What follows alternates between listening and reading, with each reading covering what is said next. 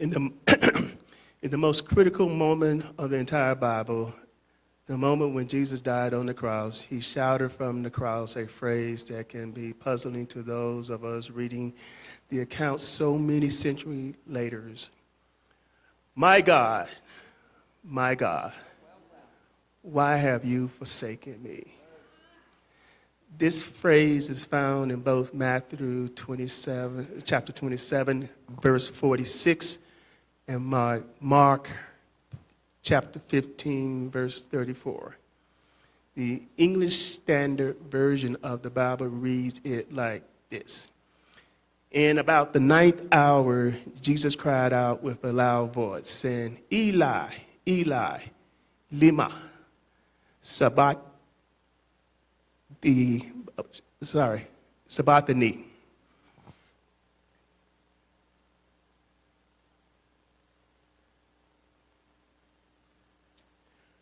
Forsaken means to turn away from or withdraw from. Why would God do that to his own son? As it is something that we would not do to our own children. It is odd that the source of all our love would turn away from his own son.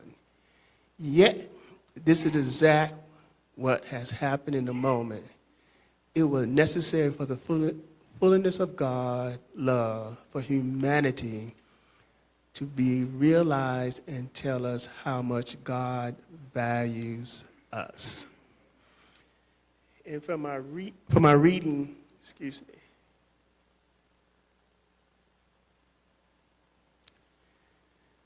there's verse context in Psalm 22. When Jesus cried out this phrase, it is a reference to Psalm chapter 22.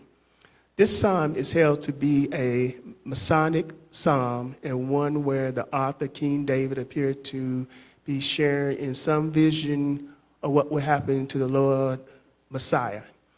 Jesus only shared the first verse of the psalm, but because of the scriptural literacy of Jesus' day, most people would assume he was referring to the entire psalm.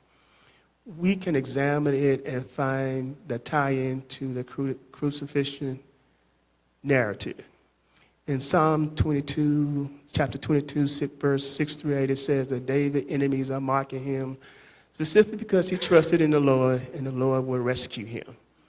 Matthew chapter 27, 35 through verse 35 through 4, and Mark 15, chapter 15, 29, and verse 29 to 32 both said that the people mocking Jesus claimed that if God loved him so much, then God should save him in that moment. In our daily life, we come across times where we say, why have God forsaken me? And I always refer back to the crucifixion.